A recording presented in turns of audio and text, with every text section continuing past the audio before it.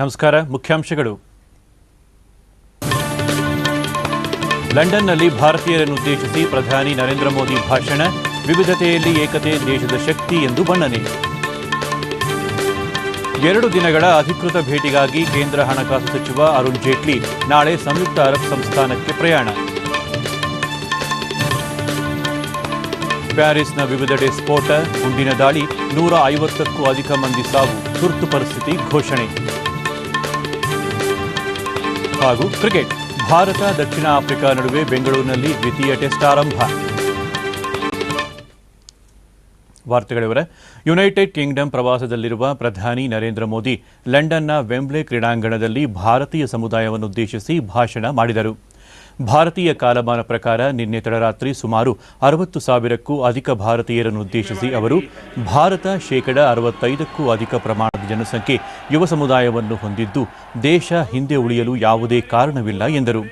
ಪಾಲುದಾರಿಕೆಯ ಐತಿಹಾಸಿಕ ದಿನ ಇದಾಗಿದ್ದು ಆರ್ಥಿಕ ಸಂಬಂಧ ವೃದ್ಧಿಯ ಮಹತ್ವದ ಕ್ಷಣವಾಗಿದೆ ಎಂದು ಬಣ್ಣಿಸಿದರು. 12 ವರ್ಷದ ನಂತರ ನಿಮ್ಮ ನಡುವೆ ಇರಲು ನನಗೆ ಹರ್ಷವೆನಿಸುತ್ತಿದೆ. ನಿಮ್ಮ ಹಾಗೂ ಅಲ್ಪಸಂಖ್ಯಾತ ಭಾರತೀಯರ ಕನಸು ಸಾಕಾರಗೊಳಿಸಲು ದೇಶ ಸಮರ್ಥವಿದೆ. ಭಾರತ ಬಡರಾಷ್ಟ್ರವಾಗಿರಲು ಯಾವುದೇ ಕಾರಣವಿಲ್ಲ. ಇಂದು ಇಡೀ ವಿಶ್ವ ಭಾರತದತ್ತ ಆಶಾಭಾವನೆಯಿಂದ ನೋಡುತ್ತಿದೆ. ಭಾರತದ ಬಗ್ಗೆ ಜಾಗತಿಕ ದೃಷ್ಟಿಕೋನ ಬದಲಾಗಿದೆ ಎಂದು ನರೇಂದ್ರ ಮೋದಿ ನುಡಿದರು. ವಿವಿಧತೆಯಲ್ಲಿ ಏಕತೆ ನಮ್ಮ ವಿಶೇಷತೆ, ನಮ್ಮ ಹೆಮ್ಮೆ ಹಾಗೂ ನಮ್ಮ ಶಕ್ತಿಯೂ ಹೌದು ಎಂದು ಪ್ರಧಾನಿ ತಿಳಿಸಿದರು. 100ಕ್ಕೂ ಅಧಿಕ ಭಾಷೆ, 1500ಕ್ಕೂ ಅಧಿಕ ಉಪಭಾಷೆ, ವಿವಿಧ ಧರ್ಮ, ವಿಭಿನ್ನ ಸಂಸ್ಕೃತಿ, ಸಂಪ್ರದಾಯ ಹೊಂದಿರುವ ಭಾರತ ಸಹಬಾಳ್ವೆ, ಸಾಮರಸ್ಯದಿಂದ ಬದುಕುವುದು ಹೇಗೆಂದು ನಿರೂಪಿಸಿದೆ ಎಂದರು. ಬ್ರಿಟಿಷ್ ಪ್ರಧಾನಿ ಡೇವಿಡ್ ಕೆಮರೂನ್ ಅವರನ್ನು ಪ್ರಶಂಸಿಸಿದ ಅವರು ಅಲ್ಲಿನ ಪಾರ್ಲಿಮೆಂಟ್ ಚೌಕದಲ್ಲಿ ಮಹಾತ್ಮ ಗಾಂಧೀಜಿಯವರ ಪ್ರತಿಮೆಗೆ ಅವಕಾಶ ನೀಡಿರುವುದು ಅವರ ಹಿರಿಮೆಯನ್ನು ಸಾರುತ್ತದೆ ಎಂದರು. ಮಹಾತ್ಮ ಗಾಂಧೀಜಿ ಜೀವನ, ಉಪದೇಶ ಅಸಿಂಹಸತ್ಯ ಪ್ರಬಲವಾಗಿದ್ದು ಅದನ್ನು ಪಾಲಿಸಿದರೆ ಭಯೋತ್ಪಾದನೆ ನಿಗ್ರಹ ಹಾಗೂ ಹವಾಮಾನ ಬದಲಾವಣೆಗೆ ಪರಿಹಾರ ಸಿಗಲಿದೆ ಎಂದು ಪ್ರಧಾನಿ ಅಭಿಪ್ರಾಯಪಟ್ಟರು. ಸ್ವಾತಂತ್ರ್ಯ ಬಂದು ದಶಕಗಳೇ ಕಳೆದರೂ ಭಾರತದ ಕೆಲವು ಗ್ರಾಮಗಳಲ್ಲಿ ವಿದ್ಯುತ್ ಮರೀಚಿಕೆಯಾಗಿತ್ತು. ಮುಂದಿನ 1000 ದಿನಗಳಲ್ಲಿ 18,000ಕ್ಕೂ ಅಧಿಕ ಗ್ರಾಮಗಳಿಗೆ ವಿದ್ಯುತ್ ಸಂಪರ್ಕ ಕಲ್ಪಿಸುವ ಮಹತ್ವದ ಗುರಿ ಹೊಂದಲಾಗಿದೆ ಎಂದು ತಿಳಿಸಿದರು.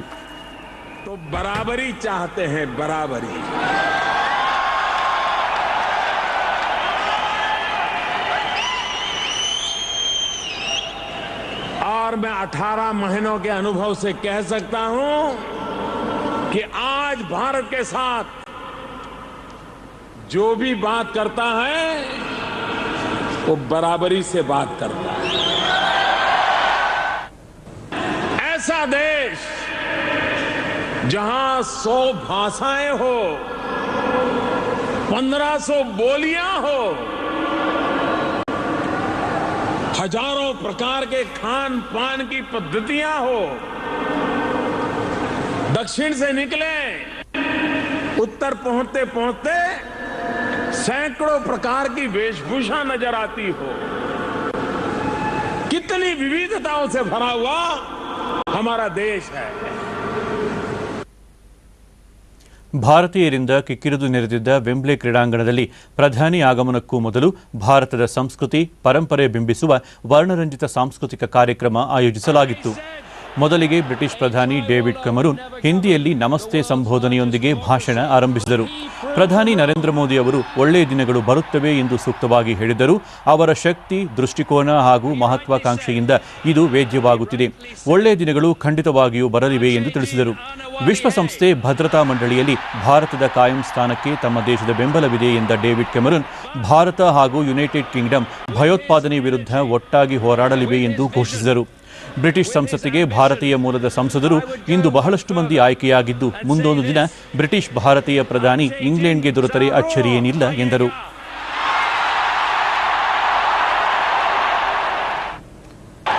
And when it comes to the United Nations, we know what needs to happen. India with a permanent seat at the UN Security Council. England ಪ್ರವಾಸದ ನಂತರ ಪ್ರಧಾನಿ ನರೇಂದ್ರ ಮೋದಿ G20 ಶೃಂಗಸಭೆಯಲ್ಲಿ ಪಾಲ್ಗೊಳ್ಳಲು ಟರ್ಕಿಗೆ ಭೇಟಿ ನೀಡಲಿದ್ದಾರೆ. ದಕ್ಷಿಣ ನಗರಿ ಅಂತಲ್ಯದಲ್ಲಿ ನಾಳೆ ಶೃಂಗಸಭೆ ಉದ್ದೇಶಿಸಿ ಪ್ರಧಾನಿ ಮಾತನಾಡಲಿದ್ದಾರೆ.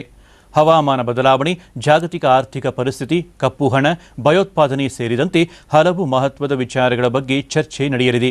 ವಿದ್ಯುತ್ ಪರಿಸ್ಥಿತಿ, ಉದ್ಯೋಗ ಸೃಷ್ಟಿಗೆ ಸೂಕ್ತ ಕಾರ್ಯತಂತ್ರ ರೂಪಿಸುವ ಕುರಿತಂತೆಯೂ ಸಮಾಲೋಚನೆಗಳು ನಡೆಯಲಿವೆ.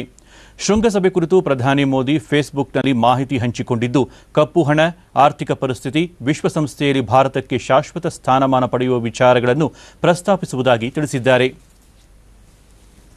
ಕೇಂದ್ರ ಹಣಕಾಸು ಸಚಿವ ಅರುಣ್ ಜೇಟ್ಲಿ 2 ದಿನಗಳ ಅಧಿಕೃತ ಭೇಟಿಗಾಗಿ ನಾಳೆ ಸಂಯುಕ್ತ ಅರಬ್ ಸಂಸ್ಥಾನಕ್ಕೆ ಪ್ರಯಾಣ ಬೆಳೆಸಲಿದ್ದಾರೆ.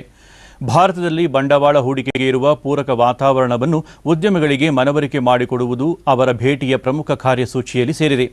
ಭಾರತ ಹಾಗೂ ಯುಎಇ ಆರ್ಥಿಕ ವೇದಿಕೆಯನ್ನುದ್ದೇಶಿಸಿ ದುಬೈನಲ್ಲಿ ಅವರು ಭಾಷಣ ಮಾಡಲಿದ್ದು, ದೇಶದಲ್ಲಿ ಹೂಡಿಕೆಗೆ ಪೂರಕ ವಾತಾವರಣ ಹಾಗೂ ತೆರಿಗೆ ಸುಧಾರಣೆ ಕ್ರಮಗಳನ್ನು ಮನವರಿಕೆ ಮಾಡಿಕೊಡಲಿದ್ದಾರೆ. ಫಿಕ್ಕಿ ಆಯೋಜಿಸಿರುವ ಕಾರ್ಯಕ್ರಮದಲ್ಲೂ ಪಾಲ್ಗೊಳ್ಳುವ ಅವರು ಭಾರತೀಯ ಸಮುದಾಯವನ್ನುದ್ದೇಶಿಸಿ ಭಾಷಣ ಮಾಡಲಿದ್ದಾರೆ. ಫ್ರಾನ್ಸ್ ರಾಜಧಾನಿ ಪ್ಯಾರಿಸ್ನ ರಾಷ್ಟ್ರೀಯ ಫುಟ್ಬಾಲ್ ಕ್ರೀಡಾಂಗಣ ಹಾಗೂ ಆಸುಪಾಸಿನಲ್ಲಿ ವಿವಿಧೆಡೆ ಸಂಭವಿಸಿದ ಬಾಂಬ್ ಸ್ಫೋಟ ಹಾಗೂ ಗುಂಡಿನ ದಾಳಿಯಲ್ಲಿ 150ಕ್ಕೂ ಹೆಚ್ಚು ಮಂದಿ ಮೃತಪಟ್ಟಿದ್ದಾರೆ. ಫ್ರಾನ್ಸ್, ಜರ್ಮನಿ ನಡುವೆ ಫುಟ್ಬಾಲ್ ಪಂದ್ಯ ನಡೆಯುತ್ತಿದ್ದ ಸಂದರ್ಭದಲ್ಲಿ ಈ ದುರ್ಘಟನೆ ಸಂಭವಿಸಿದ್ದು, ಸ್ಫೋಟದ ನಂತರ ಪಂದ್ಯ ಸ್ಥಗಿತಗೊಳಿಸಲಾಯಿತು. ಫ್ರಾನ್ಸ್ ಅಧ್ಯಕ್ಷ ಫ್ರಾನ್ಸೋ ಹೊಲಾಂಡ್ ಸಹ ಪಂದ್ಯ ವೀಕ್ಷಿಸುತ್ತಿದ್ದು, ಅವರು ಸುರಕ್ಷಿತವಾಗಿ ಪಾರಾಗಿದ್ದಾರೆ ಎಂದು ವರದಿಯಾಗಿದೆ. ಪ್ಯಾರಿಸ್ನ ಬಟಕ್ಲಾನ್ ಸಭಾಂಗಣದಲ್ಲಿ ಗುಂಡಿನ ದಾಳಿ ನಡೆದಿದ್ದು, ಹಲವರು ಮೃತಪಟ್ಟಿದ್ದಾರೆ. ದುಷ್ಕೃತ್ಯ ನಡೆಸಿದ 8 ಮಂದಿ ದಾಳಿಕೋರರನ್ನು ಹತ್ಯೆ ಮಾಡಲಾಗಿದೆ. ದೇಶದ ಗಡಿಗಳನ್ನು ಮುಚ್ಚಿ ಕಾರ್ಯಾಚರಣೆ ತೀವ್ರಗೊಳಿಸಲಾಗಿದೆ. ಭೀಕರ ದುರ್ಘಟನೆ ಹಿನ್ನೆಲೆಯಲ್ಲಿ ಫ್ರಾನ್ಸ್ನಲ್ಲಿ ತುರ್ತು ಪರಿಸ್ಥಿತಿ ಘೋಷಿಸಲಾಗಿದೆ. ಘಟನೆಯಲ್ಲಿ ಹಲವರು ಗಾಯಗೊಂಡಿದ್ದು, ಈ ಪೈಕಿ ಕೆಲವರ ಸ್ಥಿತಿ ಗಂಭೀರವಾಗಿದೆ.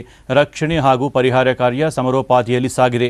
ಪ್ಯಾರಿಸ್ನ ವಿವಿಧೆಡೆ ಭದ್ರತೆ ಬಿಗಿಗೊಳಿಸಲಾಗಿದ್ದು, 1500ಕ್ಕೂ ಅಧಿಕ ಸೈನಿಕರನ್ನು ಹೆಚ್ಚುವರಿಯಾಗಿ ನಿಯೋಜಿಸಲಾಗಿದೆ. ಪ್ಯಾರಿಸ್ನಲ್ಲಿ ಹವಾಮಾನ ಬದಲಾವಣೆ ಕುರಿತ ಜಾಗತಿಕ ಸಮಾವೇಶ ಜರುಗುವ ಹಿನ್ನೆಲೆಯಲ್ಲಿ ಕೈಗೊಂಡಿದ್ದ ಬಿಗಿ ಭದ್ರತಾ ಕ್ರಮಗಳ ನಡುವೆಯೂ ಈ ಘಟನೆ ಸಂಭವಿಸಿದೆ. ಐಸಿಸ್ ಉಗ್ರ ಸಂಘಟನೆ ದಾಳಿಯ ಹೊಣೆ ಹೊತ್ತುಕೊಂಡಿರುವುದಾಗಿ ವರದಿಯಾಗಿದೆ. ಘಟನಾ ಸ್ಥಳದ ಸುತ್ತಲಿನ ಪ್ರದೇಶದಲ್ಲಿರುವ ಭಾರತೀಯರು ಸುರಕ್ಷಿತರಾಗಿದ್ದಾರೆ ಎಂದು ಫ್ರಾನ್ಸ್ನಲ್ಲಿರುವ ಭಾರತದ ರಾಯಭಾರಿ ಕಚೇರಿ ತಿಳಿಸಿದೆ. ಫ್ರಾನ್ಸ್ ಅಧ್ಯಕ್ಷ ಫ್ರಾನ್ಸೋ ಹೊಲಾಂಡ್ ಈ ಸಂದರ್ಭವನ್ನು ಒಗ್ಗಟ್ಟಿನಿಂದ ಎದುರಿಸುವಂತೆ ದೇಶದ ಜನತೆಗೆ ಕರೆ ನೀಡಿದ್ದಾರೆ. ರಾಷ್ಟ್ರಪತಿ ಪ್ರಣಬ್ ಮುಖರ್ಜಿ ಘಟನೆಯನ್ನು ತೀವ್ರವಾಗಿ ಖಂಡಿಸಿದ್ದಾರೆ. ಸಂಕಷ್ಟದ ಈ ಕ್ಷಣಗಳಲ್ಲಿ ಫ್ರಾನ್ಸ್ ಜನತೆಯೊಂದಿಗೆ ಭಾರತ ಇದೆ ಎಂದಿದ್ದಾರೆ. ಪ್ರಧಾನಿ ನರೇಂದ್ರ ಮೋದಿ ದುಷ್ಕೃತ್ಯಕ್ಕೆ ಆಕ್ರೋಶ ವ್ಯಕ್ತಪಡಿಸಿ ಘಟನೆಯನ್ನು ತೀವ್ರವಾಗಿ ಖಂಡಿಸಿದ್ದಾರೆ. ಪ್ರಧಾನಿ ಸಂಕಷ್ಟದ ಈ ಸಂದರ್ಭದಲ್ಲಿ ಫ್ರಾನ್ಸ್ ಜನತೆಯೊಂದಿಗೆ ತಮ್ಮ ಸಂವೇದನೆಗಳನ್ನು ವ್ಯಕ್ತಪಡಿಸಿದ್ದಾರೆ. ರಾಜ್ಯದಲ್ಲಿ ನಡೆದ ರೈತರ ಆತ್ಮಹತ್ಯೆ ಪ್ರಕರಣಗಳ ಬಗ್ಗೆ ಖಾಸಗಿ ಸಂಸ್ಥೆಯಿಂದ ತನಿಖೆ ನಡೆಸುವುದಿಲ್ಲ ಎಂದು ಕೃಷಿ ಸಚಿವ ಕೃಷ್ಣ ಬೈರೇಗೌಡ ಬೆಂಗಳೂರಿನಲ್ಲಿ ನಿನ್ನೆ ಹೇಳಿದ್ದಾರೆ. ರೈತರ ಆತ್ಮಹತ್ಯೆ ಪ್ರಕರಣಕ್ಕೆ ಸಂಬಂಧಿಸಿದಂತೆ ಸಮಗ್ರ ಮಾಹಿತಿಯನ್ನು ಸಂಗ್ರಹಿಸಲು ಜಿಲ್ಲಾಧಿಕಾರಿಗಳಿಗೆ ಸೂಚಿಸಲಾಗಿದೆ ಎಂದರು. ಕೃಷಿ ಅಥವಾ ಖಾಸಗಿ ಸಾಲದಿಂದ ರೈತರು ಆತ್ಮಹತ್ಯೆ ಮಾಡಿಕೊಂಡರೂ ಅವರಿಗೆ ಪರಿಹಾರ ನೀಡುವಂತೆ ಅಧಿಕಾರಿಗಳಿಗೆ ನಿರ್ದೇಶಿಸಲಾಗಿದೆ. ರಾಜ್ಯದಲ್ಲಿ ಕೃಷಿ ಮತ್ತು ಕೃಷಿ ಬಿಕ್ಕಟ್ಟು ಸೇರಿದಂತೆ ಸಮಗ್ರ ಅಧ್ಯಯನಕ್ಕಾಗಿ ಎಂಎಸ್ ಸ್ವಾಮಿನಾಥನ್ ನೇತೃತ್ವದಲ್ಲಿ ವಿಷನ್ ಗ್ರೂಪ್ ರಚಿಸಲು ಸರ್ಕಾರ ಮುಂದಾಗಿದ್ದು, ಅವರು ಕೂಡ ಒಪ್ಪಿಗೆ ಸೂಚಿಸಿದ್ದಾರೆ ಎಂದು ಹೇಳಿದರು. ನೀವು ಅದನ್ನ ತೀರ್ಮಾನ ಮಾಡುವಂತ ಸಂದರ್ಭದಲ್ಲಿ ನೋಡಿಕೊಂಡು ತೀರ್ಮಾನ ಮಾಡಿ ಅಂತಾನೆ ಅವರಿಗೆ ನಾವು ಕೊಟ್ಟಿದ್ದೇವೆ. ಇದೇ ತಿಂಗಳ 16ರಿಂದ 27ರವರೆಗೆ 10 ದಿನಗಳ ಕಾಲ ವಿಧಾನಸಭೆಯ ಕಲಾಪ ನಡೆಯಲಿದೆ ಎಂದು ವಿಧಾನಸಭಾಧ್ಯಕ್ಷ ಕಾಗೋಡು ತಿಮ್ಮಪ್ಪ ಬೆಂಗಳೂರಿನಲ್ಲಿ ನಿನ್ನೆ ಹೇಳಿದ್ದಾರೆ. ಮೊದಲ ದಿನದ ಕಲಾಪದಲ್ಲಿ ಅಗಲಿದ ವಿಧಾನಸಭೆಯ ಹಾಲಿ ಹಾಗೂ ಮಾಜಿ ಸದಸ್ಯರು ಸೇರಿದಂತೆ ನಾಡಿನ ಗಣ್ಯರ ನಿಧನಕ್ಕೆ ಶ್ರದ್ಧಾಂಜಲಿ ಸಲ್ಲಿಸಲಾಗುವುದು. ಬಳಿಕ ಸದನವನ್ನು ಮಾರನೇ ದಿನಕ್ಕೆ ಮುಂದೂಡಲಾಗುವುದು. 2ನೇ ದಿನದಿಂದ ಹಲವು ವಿಧೇಯಕಗಳ ಮಂಡನೆ ಹಾಗೂ ಚರ್ಚೆ ನಡೆಯಲಿದೆ. ಈ ವರ್ಷ ಒಟ್ಟಾರೆ 58 ದಿನಗಳ ಕಾಲ ಅಧಿವೇಶನ ನಡೆಸಿದಂತಾಗಲಿದೆ ಎಂದರು. ಲೋಕಾಯುಕ್ತ ಕಾಯ್ದೆ ಕುರಿತಂತೆ ಇದುವರೆಗೂ ಸರ್ಕಾರದಿಂದ ಯಾವುದೇ ವಿಧೇಯಕ ಬಂದಿಲ್ಲ ಎಂದು ಸ್ಪಷ್ಟಪಡಿಸಿದರು. ಗಣ್ಯರುಗಳಿಗೆ ಸಂತಾಪ ಸೂಚನೆಯನ್ನು ಮಂಡಿಸಲಾಗುವುದು. ಸದನದ ಎಲ್ಲ ಸದಸ್ಯರು ಚರ್ಚೆಯಲ್ಲಿ ಭಾಗವಹಿಸಿ ಉತ್ತಮ ಸಲಹೆಗಳನ್ನು ನೀಡುತ್ತಾರೆಂದು ಭಾವಿಸಿರುತ್ತೇನೆ. ಅದೇ ರೀತಿ ಸರ್ಕಾರ ಕೂಡ ಸ್ಪಂದಿಸಿ ರಾಜ್ಯದ ಅಭಿವೃದ್ಧಿಗೆ ಈ ಸದನ ಸಾಕ್ಷಿಯಾಗಲಿದೆ ಎಂದು ಭಾವಿಸುತ್ತೇನೆ. ಸೋಮವಾರದಿಂದ 10 ದಿನಗಳ ಕಾಲ ವಿಧಾನ ಪರಿಷತ್ನ ಕಾರ್ಯಕಲಾಪ ನಡೆಯಲಿದೆ ಎಂದು ವಿಧಾನ ಪರಿಷತ್ ಸಭಾಪತಿ ಡಿಎಸ್ ಶಂಕರಮೂರ್ತಿ ಬೆಂಗಳೂರಿನಲ್ಲಿ ನಿನ್ನೆ ಹೇಳಿದ್ದಾರೆ. ಮೊದಲ ದಿನ ಬೆಳಗ್ಗೆ 10:30ಕ್ಕೆ ಪರಿಷತ್ ಸಭಾಂಗಣದಲ್ಲಿ ಸಂವಿಧಾನ ಶಿಲ್ಪಿ ಡಾಕ್ಟರ್ ಬಿಆರ್ ಅಂಬೇಡ್ಕರ್ ಹಾಗೂ ಜಗಜ್ಯೋತಿ ಬಸವಣ್ಣ ಅವರ ಭಾವಚಿತ್ರವನ್ನು ಮುಖ್ಯಮಂತ್ರಿ ಸಿದ್ದರಾಮಯ್ಯ ಅನಾವರಣ ಮಾಡಲಿದ್ದು, ಈ ವೇಳೆ ಈ ಇಬ್ಬರು ನಾಯಕರ ಧ್ವನಿ ಮುದ್ರಣ ಪ್ರಸಾರ ಮಾಡಲಾಗುವುದು ಎಂದರು. ಮೇಲ್ಮನೆ ಕಲಾಪ ಈ ವರ್ಷ ಒಟ್ಟಾರೆ 60 ದಿನ ನಡೆದಂತಾಗಲಿದೆ. ಇದು ಸಮಾಧಾನಕರ ಸಂಗತಿ. ಈ ಬಾರಿಯ ಕಲಾಪದಲ್ಲಿ ಹಲವು ವಿಧೇಯಕಗಳು ಸೇರಿದಂತೆ ಮಹತ್ವದ ವಿಷಯಗಳ ಕುರಿತು ಚರ್ಚೆ ನಡೆಯಲಿದೆ ಎಂದು ಹೇಳಿದರು. ನಡೆಸಬೇಕು ಅಂತ ಹೇಳಿ ನಮ್ಮ ವಿಧಾನಮಂಡಲದಲ್ಲಿ ರೆಸಲ್ಯೂಷನ್ ಪಾಸ್ ಮಾಡಿದ್ರೆ ಬಹಳ ವರ್ಷಗಳಾಯಿತು. ಆದರೆ ಆಗಿರಲಿಲ್ಲ. 60 ವರ್ಷ 60 ದಿವಸಗಳ ಕಾಲ ರೀಚ್ ಆಗೋಕ್ಕೆ ನಮ್ಮ ಕೈಲಿ ಆಗ್ತಾ ಇರಲಿಲ್ಲ. ಈ ಬಾರಿ ಆಗ್ತಾ ಇದೆ. ಇದೊಂದು ನನಗೆ ಸಂತೋಷ ತರ್ತಕ್ಕಂಥ ಒಂದು ಸಂಗತಿ.